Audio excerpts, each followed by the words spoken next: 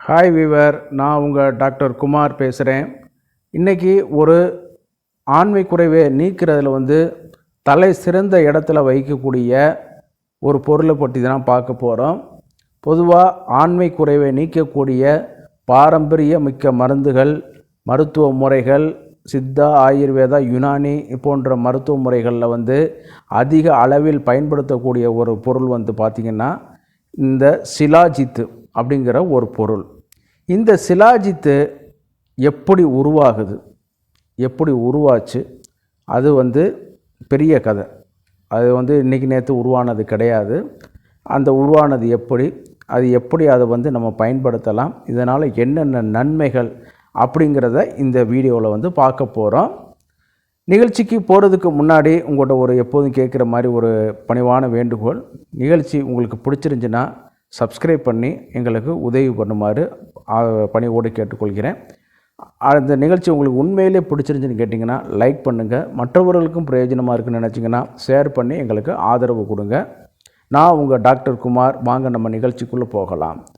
பொதுவாக இந்த ஆண்மை குறைவை குறைக்கிறதுல அந்த அறிகுறிகளை நீக்கிறதுல முக்கிய இடத்தை வைக்கக்கூடியது இந்த சிலாஜித்து. இது கான்க்யூரர் ஆஃப் மவுண்டைன், மலைகளுடைய அரசன், அந்த மாதிரியான ஒரு பொருள் போடுற மாதிரி வைக்கப்பட்ட பேர் தான் இந்த சிலாஜித்துங்கிற பேர். அதே நேரத்தில் டெஸ்ட்ராயர் ஆஃப் பாடி வீக்னஸ் அப்படிங்கிற பேர்லேயும் பொருள் போடுற மாதிரி தான் இந்த சிலாஜித்து இது பேர் பெற்றிருக்குது. இது பார்த்திங்கன்னா மைமி, மம்மி அப்படிங்கிற மாதிரி பாரசீக, யுனானி மெடிசனில் கூட அதை பயன்படுத்திட்டு வந்துட்டு இருக்காங்க.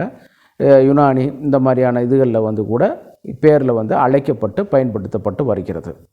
இது எப்படி இருக்குன்னு கேட்டிங்கன்னா தார் போன்ற ஒரு ரெசின் போன்ற அமைப்பில் காணப்படும். நல்லா பார்த்திங்கன்னா ஸ்மெல் பசுவினுடைய மூத்திரம், சிறுநீர் வாடை அதில் இருந்திருக்கும்.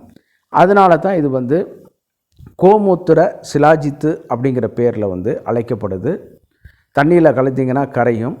அதே நேரத்தில் ஆல்கஹாலில், எத்தனால், இந்த மாதிரியான ஆல்கஹாலில் இது கரையாது. சரிங்களா? இது மாதிரியான ஒரு பொருள். இந்த பொருளை நெருப்பில் காமிச்சோம்னு கேட்டிங்கன்னா லிங்கம் போன்ற அமைப்பில் வரும் அப்படிங்கிற மாதிரி சொல்கிறாங்க. ஆனால் அது அப்படி கிடையாது மீனிங்கு. அதாவது ரெசின் எல்லாமே பார்த்திங்கன்னா இந்த மாதிரி இதில் காமிக்கும் பொழுது, நெருப்பில் காமிக்கும் போது நுனி பகுதி பால் மாதிரி உருவாகி வரும். அதுதான் அதில் ஃபேக்ட். சரிங்களா? அது லிங்கம் மாதிரி வருது அப்படிங்கிறதெல்லாம் கொஞ்சம் மிகைப்படுத்தப்பட்டது தான் அது.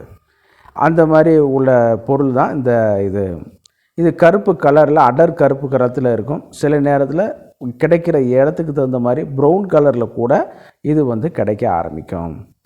இது எப்படி உருவாச்சு அப்படிங்கிறது மாதிரி நம்ம கேள்விப்பட்டோம்னு கேட்டிங்கன்னா பல்லாயிரம் ஆண்டுகளுக்கு முன்னாலே மலைகளில் நம்ம இமயமலை இருந்த இடத்துல டெல்கோத்திஸ்ன்னு சொல்லக்கூடிய ஆழமற்ற ஒரு கடல் இருந்திருக்கு. ஆழமற்ற கடல்னால் இல்லை, அதுவும் ஒரு காலத்தில் ஆழமானதாக இருந்திருக்குது.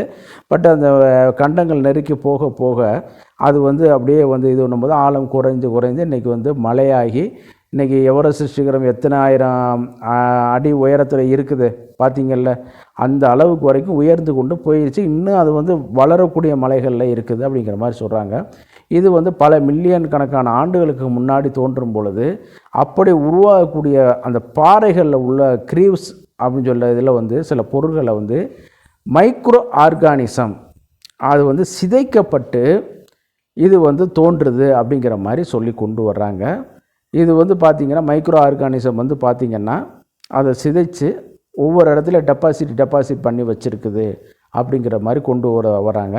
இது இமயமலையில் மட்டும்தான் கிடைக்கிதுன்னு கேட்டிங்கன்னா நிச்சயமாக அது மட்டும் சொல்லிட முடியாது.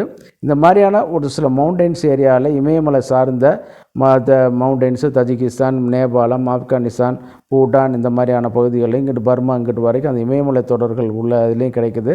சில மேற்கத்திய நாடுகளில் உள்ள சில பழமையான மலைகள்லையும் இது கிடைச்சி வருது. ஆனால் கிடைக்கிறதுக்கு தகுந்த மாதிரி அதனுடைய கலர்லேயும், நிறத்தில், குணங்கள்லேயும் வித்தியாசப்பட்டு வருது. சுப்பீரியர் எதுன்னு கேட்டிங்கன்னா நம்ம இமயமலையில் விளையக்கூடியது தான் நம்ம சொல்லலாம். சரிங்களா? அந்த அளவுக்கு வருது. மீன்ஸ் அதை கரெக்டான எடுத்து பியூரிஃபிகேஷன் அந்த இதில் பண்ணி பக்குவம் பண்ணி உங்கள்கிட்ட கொண்டு வர்றாங்க. அதுதான் அதில் நடக்குது ஒழிய மற்றபடி அதில் வந்து வேறு எதுவும் கிடையாது. ஏன்னா அது வந்து எப்படி கண்டுபிடிக்க உருவானதுனே தெரியாத ஒரு தியரி தான். இன்னொரு தியரி என்ன சொல்கிறாங்கன்னு கேட்டிங்கன்னா, யூஃபோர்பியாங்கிற ஒரு கள்ளி வந்து செடி வந்து பாறைகள் இடுக்கில் வந்து வளர்ந்து அதனுடைய ரெசின்ஸை வந்து அதை விட்டுட்டு போகுது அப்படிங்கிற மாதிரி சொல்கிறாங்க. நாளாக அந்த ரெசின் வந்து வெளிச்சத்தில் சூரிய வெப்பத்திலையும் அந்த குளிர்ச்சியிலையும் பட்டு என்னன்னு கேட்டிங்கன்னா அந்த மைக்ரோ ஆர்கானிசனால் சிதைக்கப்பட்டு என்ன ஆகுதுன்னு கேட்டிங்கன்னா இது அடர் கருப்பு நிறத்தில் மாறி இந்த மாதிரி சிலாஜித்தா ஃபார்மேஷன் ஆக வருது அப்படின்னு சொல்கிறாங்க. ஆனால் எந்த தியரியும் இதுவரைக்கும் ஒரிஜினலாக இப்படி தான் வந்துச்சு அப்படிங்கிறது சொல்லலை. அதனால் நம்ம வந்து எதையும் வந்து நம்ம உறுதிப்பட சொல்ல முடியாது. இதில் வந்து பார்த்திங்கன்னா மெடிக்கல் இதில் வந்து பார்த்திங்கன்னா பயாலஜிக்கல் வேல்யூவில் வந்து பார்த்திங்கன்னா நியூட்ரியன் வேல்யூவில் பார்த்திங்கன்னா 50% வந்து கார்பன் கரிம பொருட்கள் தான் இருக்குது அப்படிங்கிற மாதிரி சொல்கிறாங்க. 10% வந்து ஹைட்ரஜன் இது வந்து அதிகமாக இருக்குது அப்படிங்கிறது சொல்லி கொண்டு வராங்க.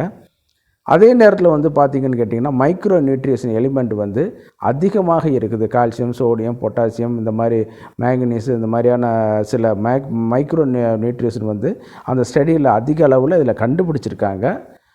அடுத்து வந்து பார்த்திங்கன்னா மைக்ரோ நியூட்ரிஷனில் இதில் வச்சு கண்டுபிடிச்சி வரும்பொழுது சில ஃப்ளூவிக் ஆசிட் இந்த மாதிரியான முக்கியமான உடம்புக்கு தேவையான அமினோ அமிலங்கள் வந்து இதில் வந்து அதிகமாக காணப்பட்டுட்டு இருக்குது அப்படிங்கிறதையும் சொல்லிட்டு வர்றாங்க. அந்த அளவுக்கு வந்து இதில் வந்து சில பொருட்கள் இருக்குது. இது வந்து பார்த்திங்கன்னா ஏறத்தாழ நம்ம ஆயுர்வேத சாஸ்திரத்திலே பல ஆயிரம் ஆண்டுகளுக்கு முன்னாடி இதை பற்றி மென்ஷன் பண்ணிட்டாங்க. அதே நேரத்தில் வந்து ஹிப்போக்ராட்டஸ் வந்து இதை பயன்படுத்தியிருக்காரு. இன்றைக்கி உள்ள ஆங்கில மருத்துவர்கள் யாரும் ஹிப்போக்ராட்டஸை ஃபாலோ பண்ணுற மருத்துவர்கள் யாரும் அதை பண்ணுவீங்களான்னு கேட்டால் உண்மையிலே நீங்கள் வந்து அதுக்கு ஆப்போசிட்டான கருத்து தான் சொல்லுவீங்க. ஆனால் ஹிப்போக்ராட்டஸ் வந்து இதை பொருளை வந்து பயன்படுத்தி அதை வந்து இது பண்ணியிருக்காரு. பட் இன்றைக்கி வந்து மாடர்ன் மெடிசனுங்கிற ஒரு இதில் வரும்பொழுது இதெல்லாம் நம்ம விட்டுட்டோம். இதையும் அவர் பயன்படுத்தியிருக்காரு. அதே மாதிரி வந்து சில ஆப்கானிஸ்தான் நாடுகளில் உள்ள பழமையான மருத்துவ முறைகள், ஃபோல்க் மெடிசன், பூட்டான், நேபாளில் உள்ள மரபு வழியான சில மருத்துவ முறைகளில் வந்து இதை வந்து பயன்படுத்திட்டு வந்துட்டுருக்காங்க. இது வந்து கேட்டிங்கன்னா நம்ம உடம்புல உள்ள போயிட்டு அந்த டெஸ்டோஸ்டரான் அளவு வந்து அதிகரிக்க வைக்குது. நம்ம ஆண் தன்மையை வந்து அதிகரிக்க வைக்குது. உடம்போட வீக்னஸை வந்து குறைக்க வச்சுக்குது. இந்த நன்மைகள் வந்து பார்த்திங்கன்னா அளப்பரியதாக சொல்லிகிட்டே போயிட்டே இருக்கலாம். நம்ம உடம்பை வந்து இறுக்கி காயகல்பமாக வச்சு பயன்படுத்தும் அப்படிங்கிற மாதிரி சொல்லுவாங்க. அதே நேரத்தில் சில விளம்பரங்களில் வந்து 100 வயசு 150 வயசு அதெல்லாம் பொய். நேச்சராக ஒரு நல்ல ஒரு பொருள் தான் அது. நல்லா உடம்பை திடப்படுத்தி ஆரோக்கியப்படுத்தி கொடுக்க வைக்கும். எல்லாமே நல்லா இருக்குன்னு கேட்டிங்கனாலே ஆண்மை விருத்தி அதிகமாக தானே ஆகும். அப்படி வரும்பொழுது பார்த்திங்கன்னா ஆண்மை குறைவு வந்து இது பண்ணி கொடுக்க வைக்கும். எழுச்சி தன்மை வந்து அதிகரிக்கும். இந்த டெஸ்டோஸ்டரான் அளவு அதிகமாகும் பொழுது உயிரணுக்களுடைய உற்பத்தி வேகம் ஆற்றல் வந்து இது பண்ணிட்டு போயிட்டுருக்கும். நார்மலாக நீங்கள் 1 2 பார்க்குற காட்டில் இது வந்து அது ஸ்விம்மிங் பண்ணக்கூடிய ஆற்றல் வந்து அதிகமாக இருக்கும். இதை வந்து பார்த்திங்கன்னா பயன்படுத்துகிற முறை வந்து சில இதில் வந்து சில நியூட்ராசிட்டிகள் கூட இப்போ போட ஆரம்பிச்சிட்டாங்க. மாடர்ன் மெடிசன் கம்பெனிகள் கூட இன்றைக்கி வந்து சிலாஜித்தை வந்து இப்போ போட ஆரம்பிச்சிட்டாங்க. அதிலே சில மெடிசன் வந்து என்ன பண்ணுறாங்கன்னா அதில் என்னென்னமோ சேர்க்குறாங்க.